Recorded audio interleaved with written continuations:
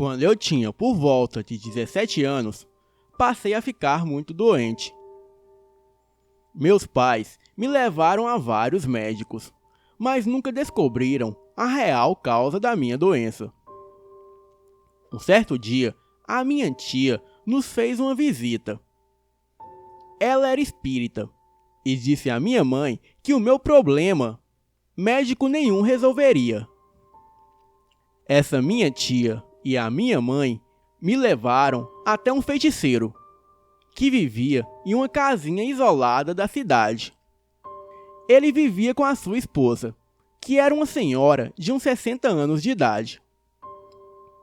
Assim que chegamos, esse feiticeiro fez algumas orações com alguns galhos de erva sobre a minha cabeça. E acreditem, no mesmo instante, eu já estava me sentindo muito melhor.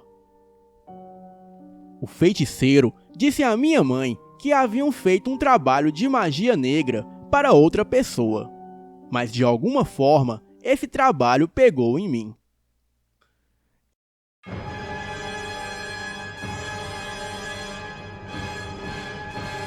Ele me olhou nos olhos e me perguntou se por obséquio eu não haveria pegado alguma coisa em trabalho de encruzilhada. Meio desconfortável, eu revelei que certa noite, quando voltava de uma festa com os amigos, encontramos uma oferenda em uma encruzilhada. Já era tarde da noite, e naquela oferenda havia bebida, cigarros, velas e comida.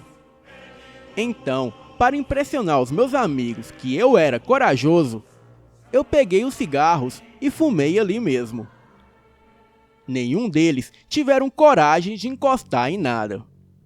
E depois desse dia, o meu estado de saúde começou a piorar. O feiticeiro disse que havia uma entidade me perseguindo por conta disso. E essa entidade se chamava Zé Pilintra do cemitério.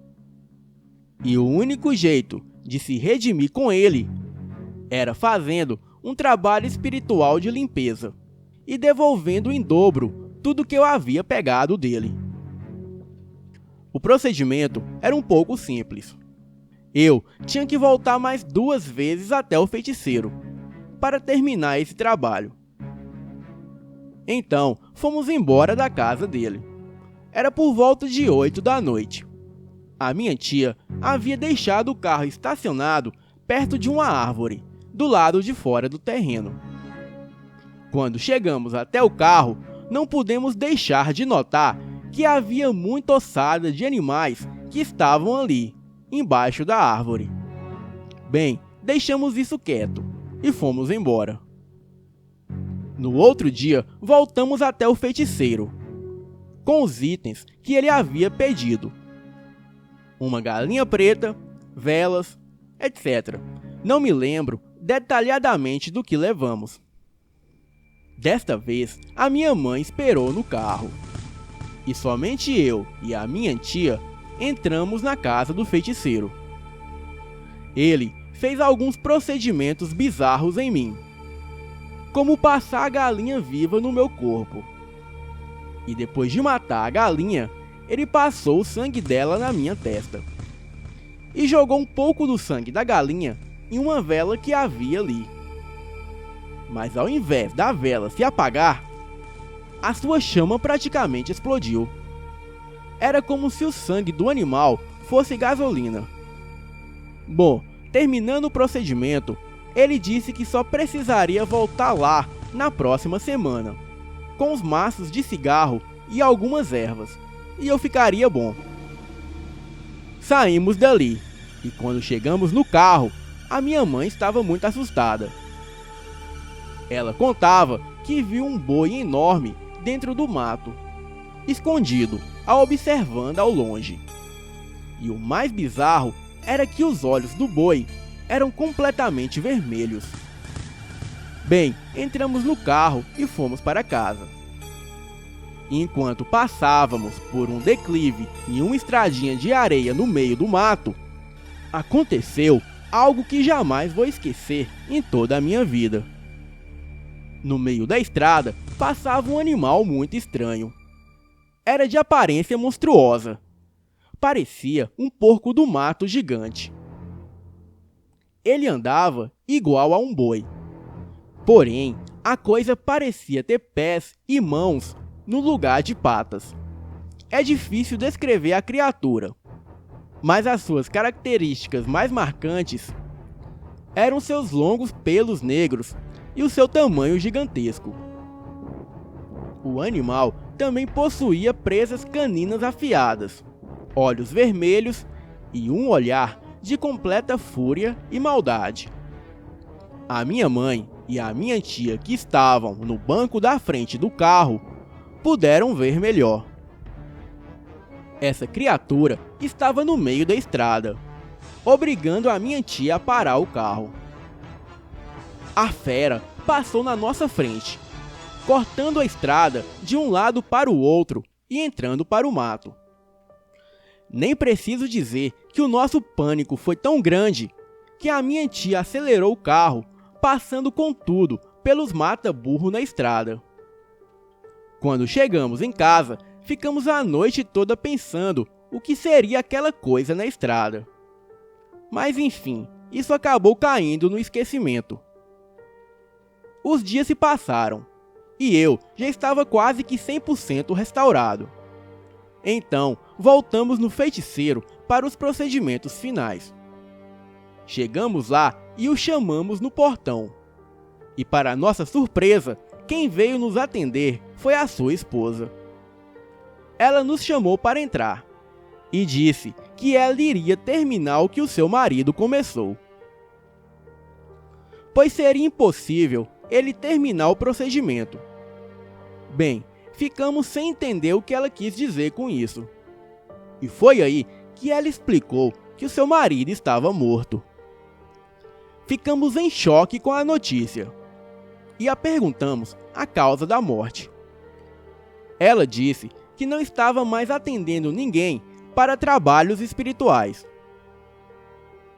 pois ela não é tão boa quanto ao seu marido, e só nos atendeu porque sabia que precisávamos terminar algo que o seu marido havia começado. Antes de começar a explicar a causa da morte do marido, ela nos perguntou se acreditávamos no sobrenatural, e dizemos que sim. E em seguida, ela perguntou se acreditávamos em lobisomem. A minha mãe disse que neste mundo ela não duvida de nada. E também a contou sobre a fera que vimos na estrada ali perto, enquanto voltávamos para casa na semana passada. Aquela senhora revelou que o seu marido costumava deixar oferendas embaixo de uma árvore que havia ali, na frente da casa. As oferendas eram porco, cabra, galinhas ou até mesmo um bode. E as tais oferendas eram para um lobisomem, que as vinha buscar toda noite de lua clara, pois o seu marido tinha um pacto com a criatura. Ela não sabia que pacto era esse, mas sabia que a criatura prestava favores ao seu marido. E em troca, ele a alimentava com carne e sangue fresco. Quando seu marido levava a oferenda até a árvore, ele deixava um papel escrito o favor que ele precisava que a fera realizasse. E no máximo, em 2 dias, a tarefa havia se concretizado com êxito. Mas certo dia, o seu marido pediu algo que a fera não conseguiu realizar. Porém, aquela criatura voltou para se alimentar. E o seu marido, com muita raiva, resolveu não alimentar a criatura naquele dia. Semanas se passaram, até que certa noite, o seu marido foi até a mata, recolher umas ervas. E aquela criatura estava à sua espreita. A criatura perseguiu e atacou seu marido, que estava desprevenido. E a fera o matou, devorando 80% do seu corpo. Aquela senhora também disse que não saía mais de casa à noite. E tudo que ela tinha para resolver na cidade ela resolvia durante o dia e voltava antes do sol se pôr. Bem, ela mesmo fez as orações finais sobre mim com as ervas. E assim, terminando o trabalho do seu marido. Voltamos para casa e ficamos chocados com tudo aquilo que a senhora nos contou. Pois nem eu, nem a minha mãe e nem a minha tia teríamos acreditado nessa história se não tivéssemos visto a fera com os nossos próprios olhos. Este é o meu relato e posso garantir que é real. Boa noite.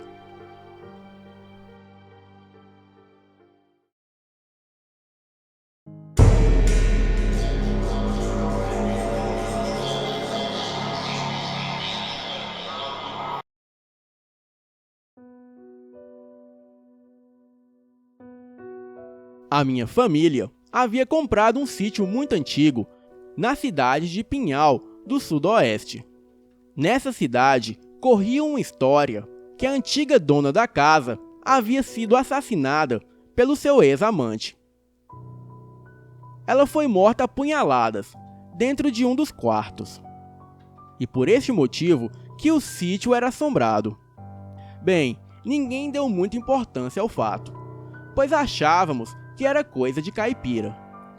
Já na primeira noite, eu, que era completamente incrédulo, passei a respeitar todas as lendas e histórias que o pessoal conta pelo Brasil. O sítio era bem grande e antigo, com uma aparência sinistra. Tinha 4 quartos e a cozinha não era ligada com o casarão antigo, e nem o banheiro. Por isso, à noite eu tive que dar voltas pela casa para conseguir tirar a água do joelho. Quando saí para ir ao banheiro, dando a volta pela casa, eu pude perceber alguém parado próximo a um arbusto, me observando. Levei um susto e nem consegui ir ao banheiro. Voltei correndo o mais rápido que pude e enfiei-me embaixo dos lençóis. Depois, eu passei a ouvir vários ruídos pelo corredor, como se alguém estivesse arranhando as paredes. E para completar, em algumas vezes eu ouvia gemidos de dor, como se alguém estivesse passando mal. Até que em um determinado momento, tudo ficou no mais absoluto silêncio, ficando somente o som dos animais noturnos.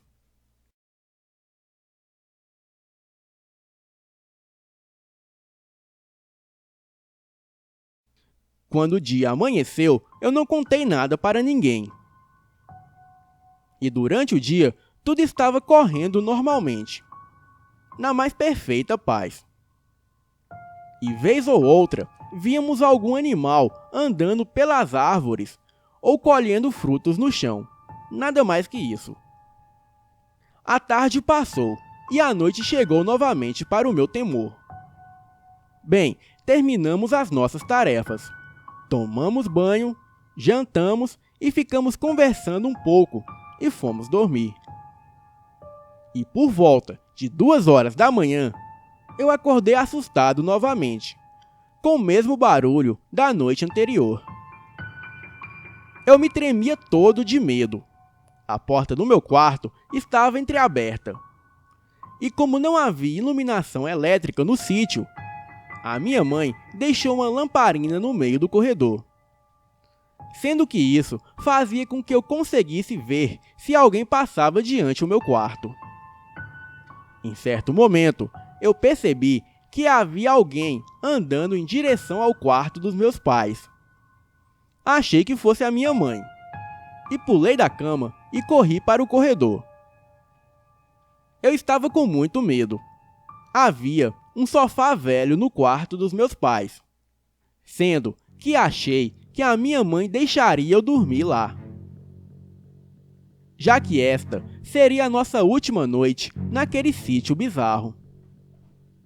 Assim que alcancei a minha mãe no corredor, eu a toquei pelo ombro e tomei um susto enorme, pois não era a minha mãe, era uma outra mulher em estado de decomposição. E no lugar dos seus olhos, eu percebi apenas manchas de sangue. Gritei e saí correndo em direção ao meu quarto. Joguei-me em cima da cama e aquela figura monstruosa estava parada na porta do meu quarto, olhando para mim. Não me lembro de ter visto o meu irmão. Porém, ouvi o seu grito, chamando pelo meu pai. Quando olhei novamente em direção da porta, já não havia mais ninguém. Segundos depois, entraram o meu pai e a minha mãe no meu quarto. Eu os contei o que havia acontecido. Porém, eles não se importaram muito. Não acreditaram na história. O meu irmão contou que havia visto alguém parado na porta do meu quarto. E ele achou que fosse a minha mãe e a chamou. E quando ele virou, ele percebeu que não era. E aquilo era uma mulher velha e feia, com o rosto pálido. E parecia que ela estava morta. Quando meu irmão contou essa história, os meus pais perceberam que não era invenção, e nem tampouco sonho ou pesadelo que eu poderia ter tido. Pois pessoas não podem compartilhar o mesmo sonho. Nós ficamos mais 3 anos naquela casa, até que de tanto eu não ir mais ali, os meus pais resolveram vender o sítio. Mas aqueles fatos aterrorizantes ficaram gravados em minha mente para sempre. E nunca mais me esquecerei daquela experiência horrível que passei em minha vida. Boa noite.